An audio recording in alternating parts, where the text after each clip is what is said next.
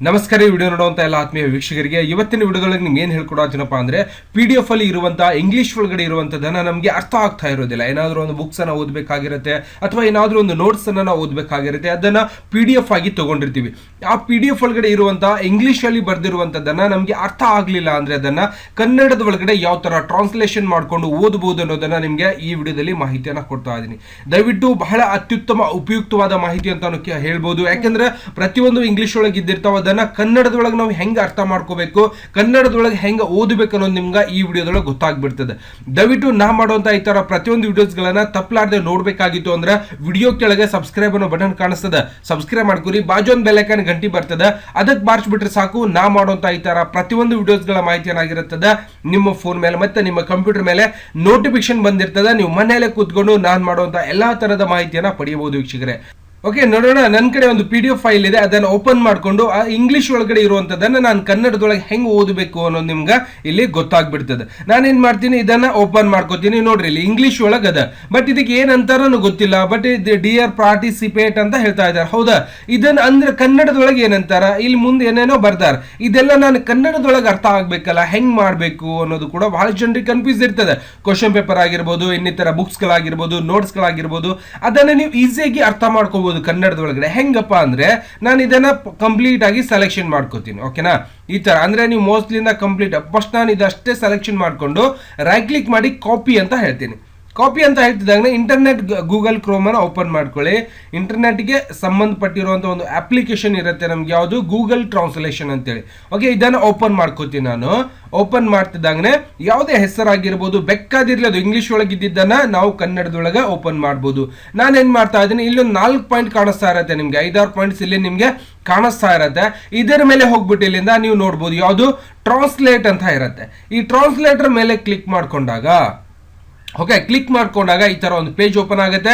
ಇಲ್ಲಿಂದ ನೀವು dedicate language ಅಂತ ಯಾವ ಲ್ಯಾಂಗ್ವೇಜ್ ಒಳಗಿದೆ ಅನ್ನೋದು ಕೂಡ ನಿಮ್ಗೆ ಇಲ್ಲಿ ಪೇಸ್ಟ್ ಮಾಡಬೇಕು.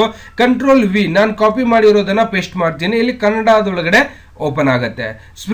ಸ್ವೀಕೃತ ಅಂತ ಬರ್ತಾ ಇದೆ, ಹೌದಾ? ಅಕ್ಲೋಸ್ಮೆಂಟ್ ಕಾಪಿ ಅಂತ ಸ್ವೀಕೃತ ಅಂತ ಬರ್ತಾ ಇದೆ. ನೆಕ್ಸ್ಟ್ ಇದರ ಕೆಳಗಡೆ ಇರುವಂತದನ್ನ ಮತ್ತೆ ನನಗೆ ಬೇರೆ ಬೇರೆ ಓದಬೇಕಾಗಿದೆಯಲ್ಲ, ಮತ್ತೆ PDF ಅನ್ನು ಓಪನ್ ಮಾಡ್ಕೊಳ್ಳಿ. ಆಮೇಲೆ ಡಿಯರ್ ಪಾರ್ಟಿಸಿಪೇಟ್ ಅಂತ ಇರುತ್ತೆ, ಇದನ್ನು ಕಂಪ್ಲೀಟ್ ಆಗಿ ಸೆಲೆಕ್ಷನ್ ಮಾಡಿ ಕಾಪಿ ಅಂತ ಹೇಳಿದ್ರೆ ಸಾಕು. ಮತ್ತೆ ವಾಪಸ್ ನೀವು ಇಲ್ಲಿ ಬಂದ್ಬಿಟ್ಟು ರೈಟ್ ಕ್ಲಿಕ್ ಮಾಡಿ ಪೇಸ್ಟ್ ಅಂತ ಹೇಳಿ ವಾಪಸ್ ಮತ್ತೆ ಪೇಸ್ಟ್ ಆಗ್ಬಿಡ್ತದೆ. ನೋಡಿ, ಎಲ್ಲಾನು ನಿಮ್ಮ ಅಮೂಲ್ಯವಾದ ಸಮಯ ಮತ್ತು ಪ್ರಯತ್ನಗಳನ್ನು ನಾವು ಬಹಳವಾಗಿ ಪ್ರಯತ್ನಿಸುತ್ತೇವೆ. ಓಕೆ, ಈ ಪ್ರಶ್ನಾವಳಿಕೆಯನ್ನು ಭರ್ತಿ ಮಾಡಲು ಖರ್ಚು ಮಾಡಿದ್ದೆ, ಈ ಡಾಕ್ಯುಮೆಂಟ್ಸ್ ಅದನ್ನು ಪ್ರಮಾಣೀಕರಿಸುತ್ತದೆ ಅಂತ ಇವೆಲ್ಲಾನು ಕೂಡ ನಮ್ಗೆ ಇಲ್ಲಿ ಹೇಳಿಕೊಟ್ಟಿದ್ದಾರೆ. ಗೊತ್ತಾಗ್ತಿದೆಯಾ? ನೆಕ್ಸ್ಟ್ ಇದನ್ನೇ ನಾವು ಏನ್ ಮಾಡ್ಬೇಕಪ್ಪ ಅಂದ್ರೆ, ಸಪೋಸ್ ನನಗೆ ಓದ್ಬೇಕಾಗಿದೆ ಸರ್ ಅಂದ್ರೆ ಇಲ್ಲಿ ಸೌಂಡ್ ನೀವು ಆಕ್ಟಿವ್ ಮಾಡಿದ್ರೆ ಸೌಂಡ್ ಒಳಗೂ ಹೇಳ್ತದೆ. ನೋಡ್ರಿ, ಸ್ವೀಕೃತಿ. ಆತ್ಮೀಯ ಭಾಗವತರೇ, ನಿಮ್ಮ ಅಮೂಲ್ಯವಾದ ಸಮಯ ಮತ್ತು ಪ್ರಯತ್ನಗಳನ್ನು ನಾವು ಬಹಳವಾಗಿ ಪ್ರಶಂಸಿಸುತ್ತೇವೆ. ಈ ಪ್ರಶ್ನಾವಳಿಯನ್ನು ಭರ್ತಿ ಮಾಡಲು ಖರ್ಚು ಮಾಡಿದೆ. ನೋಡಿ, ಈ ತರ ನಮ್ಗೆ ಏನ್ ಹೇಳ್ಕೊಡ್ತದೆ, ಕಂಪ್ಲೀಟ್ ಆಗಿ ಮಾಹಿತಿಯನ್ನ ಹೇಳ್ಕೊಡ್ತಿರ್ತದೆ. ನೆಕ್ಸ್ಟ್ ನೀವು ಇಂಗ್ಲಿಷ್ ಒಳಗೂ ಕೂಡ ನೋಡಬಹುದು. Acknowledgement, dear participant. We greatly appreciate your valuable time and efforts that you one halfway spent in filling out this questionnaire. This document is certifying that you one halfway successfully filled the UDISE plus data capture format DCF.